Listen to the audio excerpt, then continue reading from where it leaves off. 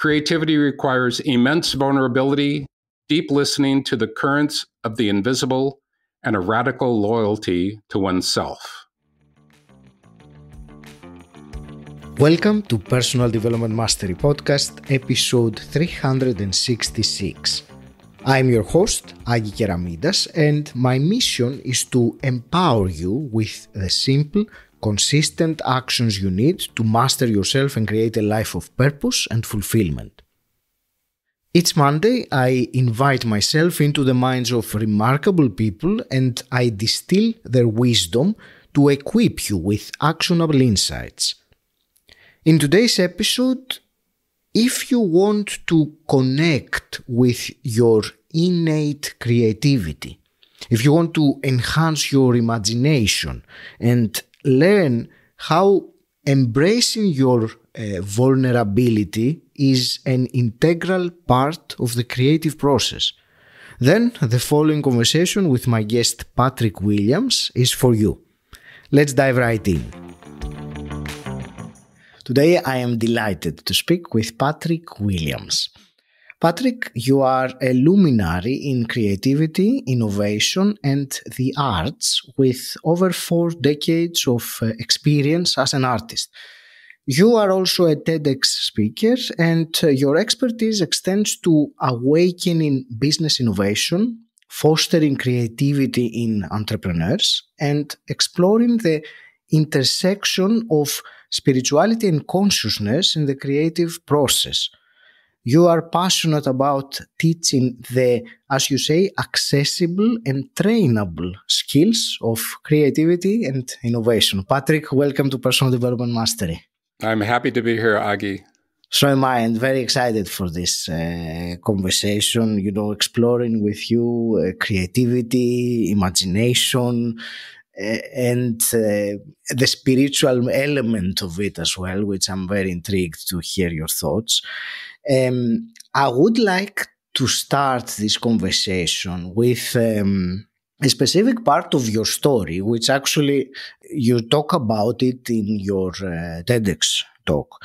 So there was a point that you said that you were, a very young man and moved into a new house or studio, and you had your first painting, the kit, and you said at that point that you audaciously named yourself an artist at that time, and that was transformational. So when I heard you say that, I realized, this power of the identity that we give ourselves or is given to ourselves. So I would like to hear a bit about that particular part of your story, and then we will move to, more discussing creativity.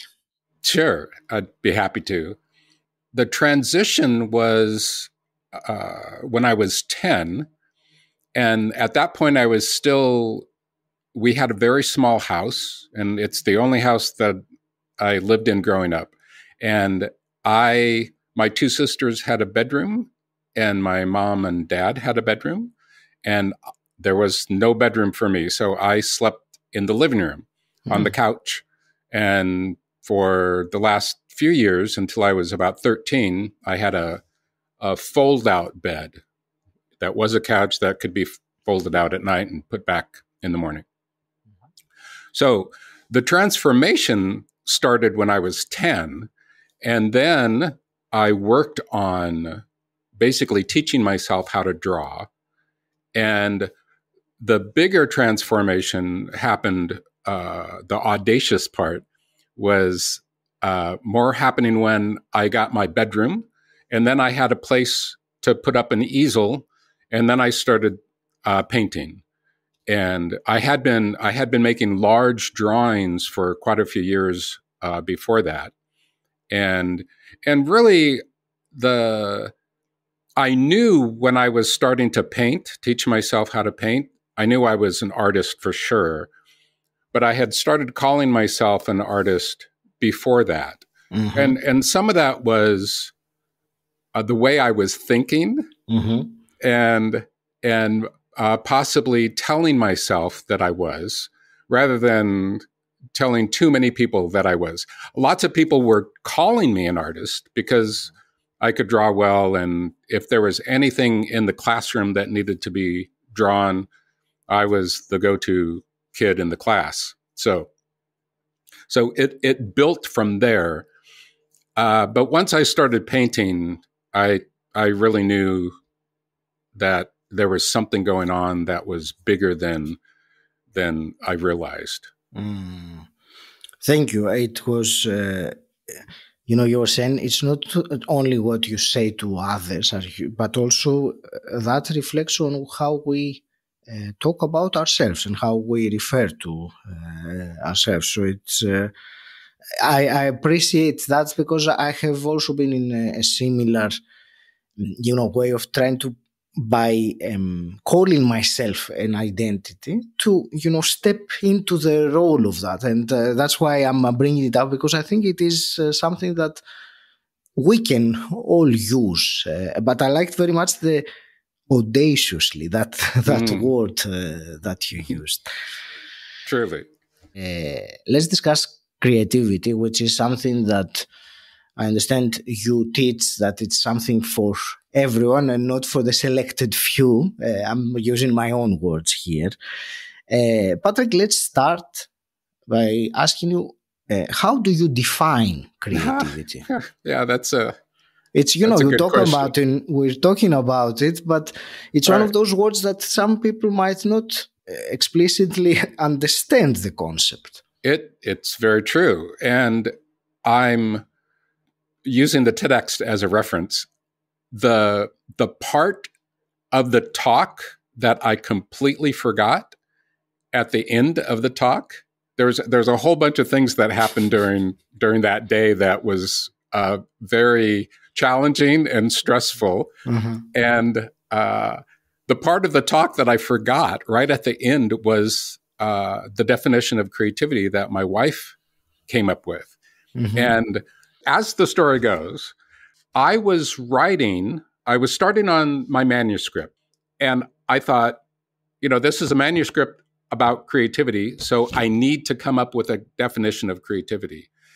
And I spent, I'm not kidding you, probably 3 hours with a blank page on my computer screen, typing a few words and then erasing them, typing a few and then deleting them.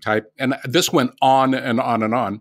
And I finally thought, I should send an email to my wife and ask her for help. Yes. And I did that. And literally, I'm not kidding, 5 minutes later, she sends me the definition that I'm going to read. Mm-hmm. So this is the part of the end of my TEDx talk that I forgot. So here it is. I'm thank you so much, Agi. I'm able to put it out into the world now after all these years. Here it is. Creativity, the indwelling spirit experienced as feelings and emotions, which must be expressed in all of its genius, originality, and daring. Creativity requires immense vulnerability, deep listening to the currents of the invisible, and a radical loyalty to oneself. There it is. If you enjoy this episode, can you find one person you think would find it useful and share it with them? I'd really appreciate it. It helps the show grow, and you'll also be adding value to people you care about. Thank you. And now let's get back to the episode.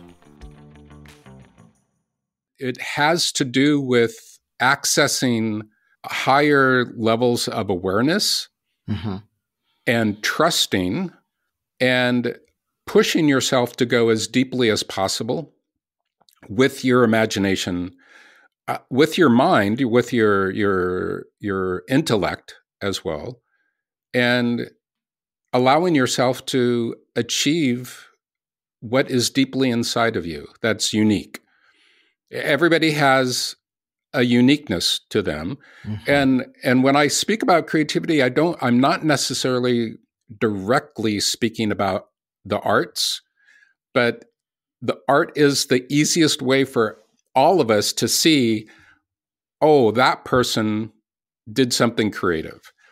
It's more challenging for all of us to recognize and to honor the creativity that we express in our daily life, day in, day out, week in, week out. So when I speak to people about creativity, I reference the arts, and partly because I'm an artist, but I also assist them in understanding that the access to being creative and connecting to our own inner creativity is something that we can all do, and we can all express in different levels. So when people are starting out, I don't expect it, but I literally don't want them to start thinking of them as an artist, or that they have to pick a genre of art like painting or dance or architecture or whatever it might be. I just want them to start simply connecting to how they were creative when they were children, and remembering what they loved to play, and that will give them hints of how they can access their creativity. It's inside. It can't go anywhere. It's always there. And we'll get into that in a moment, on how we can tap into it and bring it back to life for those that might have disconnected with it. I'm very glad that you made the clarification that when you talk about creativity, you don't necessarily mean art, because in some people's minds it might be completely correlated, but creativity, I like how you described it. In daily life, yes. So, and I also enjoyed very much that part of the definition that you said, that it is accessing a higher level of awareness, and I will keep that phrase, because there is more I want to discuss with it. And actually I will ask now, so since I brought it up, this way that you said it, accessing higher levels of awareness, for me, in my ears or in my way of understanding words, it sounds like a very spiritual thing to say. So how does creativity and spirituality, or what is the spiritual aspect of creativity? Yeah, great question. I don't think that they're separate. I don't think you could tease them apart. They're 100% reliant on each other. So, I'm sure that there are plenty of people who identify as materialists, and I mean that in, they believe that the world, the universe, is made up only of matter.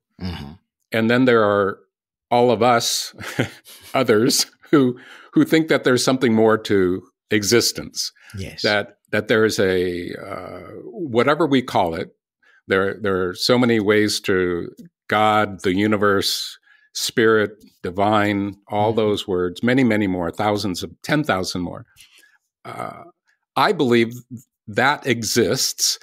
So when I'm in that role of being creative, if I'm moving toward an idea that I want to express, I have to, well, I don't have to, I choose to tune myself into the part of myself that has a higher awareness. That is, we all know what that feels like. We many of us may only have tiny glimpses of it every once in a while, but for sure, when that happens, we know that something remarkable is happening. Even the most staunch skeptics or atheists have those moments of the light bulb going on, or a huge heartfelt love for a parent or a sibling, or one of their children, or their partner. Everybody knows those moments when our awareness is more in tune with the divine.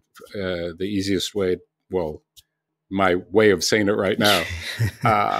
So in the creative process, so there are there's levels to creativity where creativity can be when you're attempting to ideate something, come up with the idea of a painting or a symphony or a poem, a piece of prose, a dance, whatever it might be, or a widget in innovation. There's the ideation part, and then there's the paint to canvas or linen or pencil to paper, feet to the floor if you're a choreographer. Those are creativity is happening then also, but those are two flavors, so to speak, of creativity that are super important. And both of them have, I believe, both of them need, ideally, in the best of possible worlds, you merge with the divine in both those processes. And I believe when you do that, more happens. More is available to your awareness because you're expanding your awareness and you're focusing it into a receptive level of consciousness. Does that make sense? It certainly does. Oh, good. Well, you said many things in there, and this I will come back to the words to tune into. I think you said into that part, this higher awareness, and let's get something practical here because I hear you what you're saying. It's great to be connected through this higher awareness. You want to call it divine? I will add some more names to the list that you said earlier. The field of consciousness or the infinite intelligence or, whatever else it's out there. The directors, the great directors of all. So it's great to, and I believe what you said, that we have all felt it. Yes, we have. Maybe we have not realized that it was that, but as you said, those aha moments when there is this deeper knowing. It's not knowledge, or it is a knowing. So give me one practice, one exercise that one can, start incorporating into their daily life to be able to tune into that part of themselves or of the whole. Sure. There are so many. Absolutely. Yeah. I feel like one of the most basic exercises that not only do we all have access to, but all of us do every single day, we have to, is taking some time during the day and allowing yourself to focus on your breathing.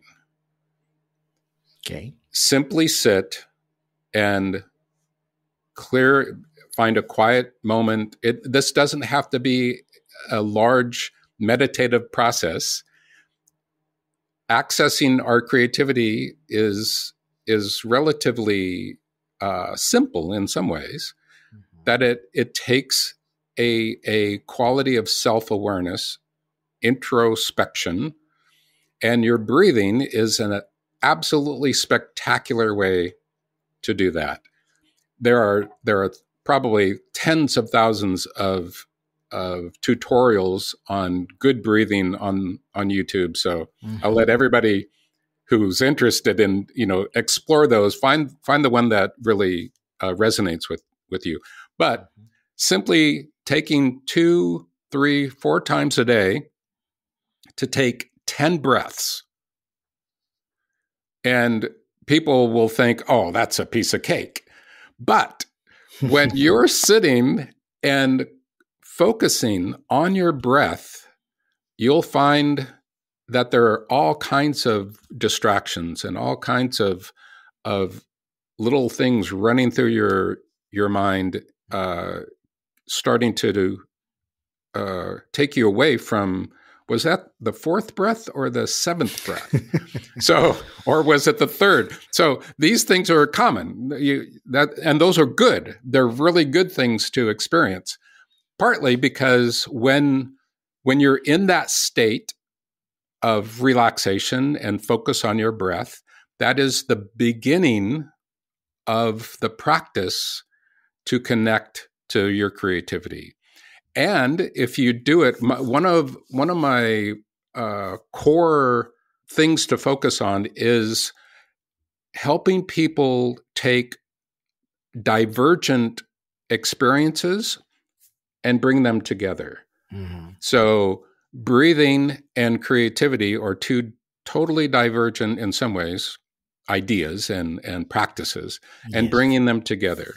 Another very important is to be in nature at some level, even if it's just a little patch of grass outside of your apartment, or, if you're in New York City, get to Central Park. It is nature. Spend time in nature. Nature is our biggest teacher. And in my TEDx talk, the woods were my teachers. The trees there were my teachers. And that experience allowed me to be more in touch with my creativity, I firmly believe.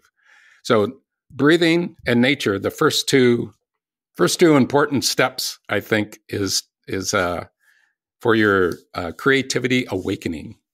Thank you. Both of them are so incredibly simple and yet so incredibly powerful once someone actually does them. Yes. So thank you. Patrick, there is another element that is connected to creativity. I read something that you had said, and that is, you were saying that embracing our vulnerability enhances our creativity. So can you elaborate on the connection between vulnerability and creativity? This is a super important part, Agi. And I feel, well, there's a lot of my, I have a philosophy of creativity, and this touches on that we all experience a kind of creative colonization and a kind of what I call creative collapse. And because of those two items, a lot of us feel a kind of vulnerability around our creativity. So we feel like we don't want to go there because it's a little scary, or we had some experiences when we were children that weren't too good and we want to avoid. Yet, as someone who is starting out to explore their restoration of their creativity, it's super important to allow ourselves to be vulnerable with the sense that we're also safe, that nothing horrible is going to happen to us in the process. Can you give me an example when you say being vulnerable about can you give me an example? Absolutely. I'll write from my easel right now. I am making a watercolor of a statue of George Washington.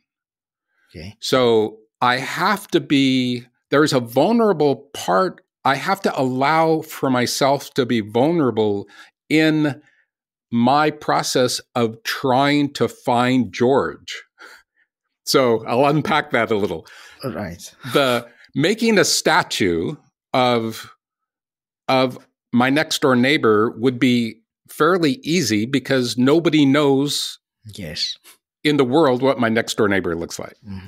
In the US, pretty much everybody knows what George Washington looks like. Yes. So I have to allow myself all the mistakes of trying to find the right lines on the paper that will represent George Washington, because everybody will say, that doesn't look like George Washington, if it doesn't look like George Washington. So I have to be vulnerable in my process of that's not right. Mm-hmm.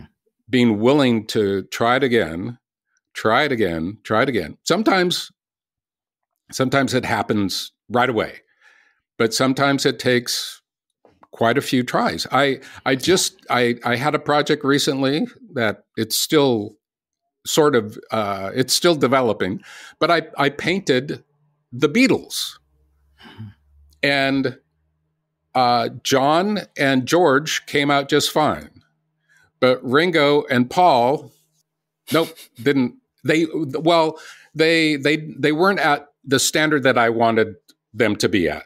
So I painted over Ringo and I changed Paul into another kind of figure, maybe like Paul's great grandfather. So there is a vulnerability that people are hesitant to explore, but it's necessary. Even as I've been painting for a long time, I'm still vulnerable. I'm still the portraits. I've just started doing portraits this year, and I hardly know anything about making portraits, but I'm willing to embrace my vulnerability of doing it really, really badly, and then increasing more and more and more and more. So was that somewhat explanatory? Yes, it was. And okay, good.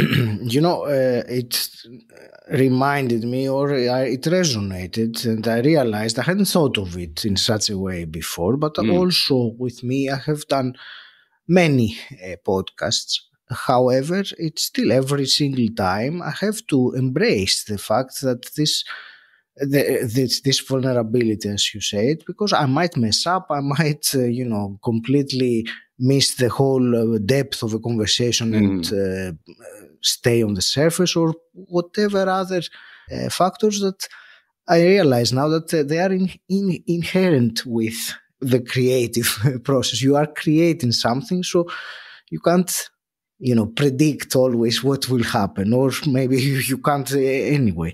So thank you. I got the explanation or the example that you said. Excellent. And you're also being very creative in your process of putting the podcast together, as well as what I love is that there's a quality of improvisation that is super creative. Whatever the action is, and there's a necessity to be improvisational, then there's a tremendous amount of creativity happening. And what you're doing right now, as we're talking, is being improvisational and creative. I love that. You do it really well. Thank you. I appreciate it. It's I like the descriptions that you put. It is very. I hadn't thought of it like that, but it certainly is. And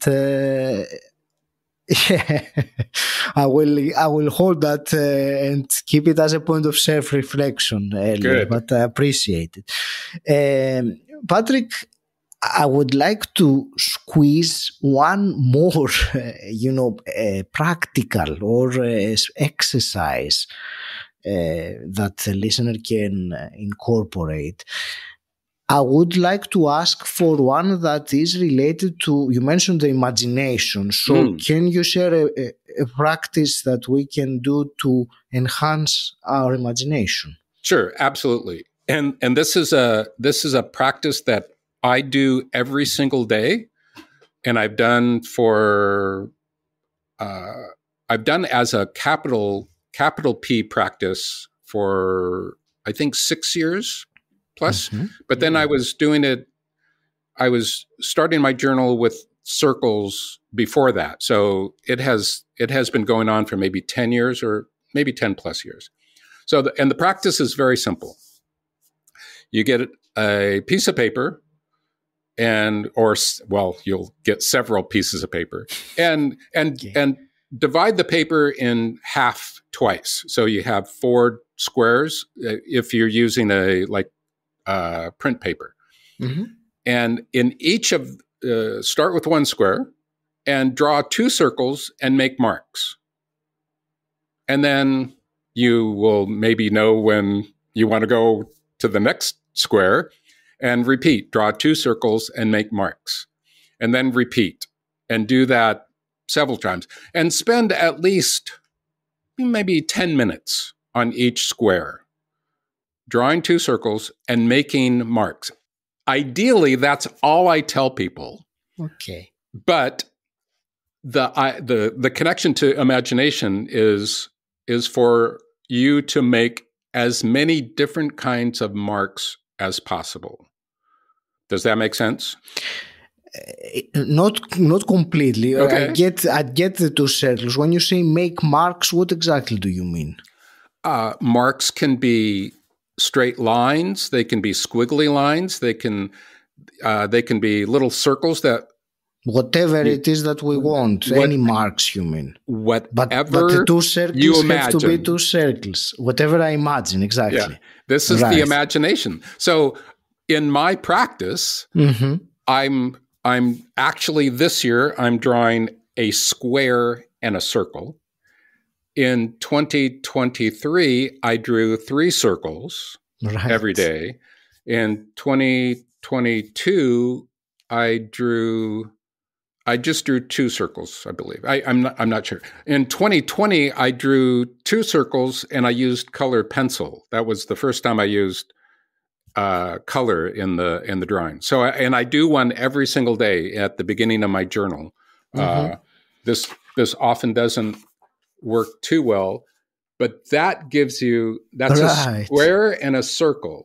All right? That's very elaborate, Patrick. It's very, when I was thinking of what I could create, I mean, it looks like a 3-year-old child painting compared to what you just showed. And that is sometimes I don't show people. Yeah. So it leaves them in their imagination. And I also have an Instagram site, PMW Creativity, that has 6 or 7 years of I call them my meditation drawings, my daily morning meditation drawing. That's the name of this, the concept. So, but the key is to use your imagination, and what I attempt to do is to surprise myself. I get it. With coming up with something new, something different. How can I make marks differently? And in the years that I've been doing it, there are certainly types of marks that I love that repeat. There are certain ways that I put down lines that are similar, but they're never.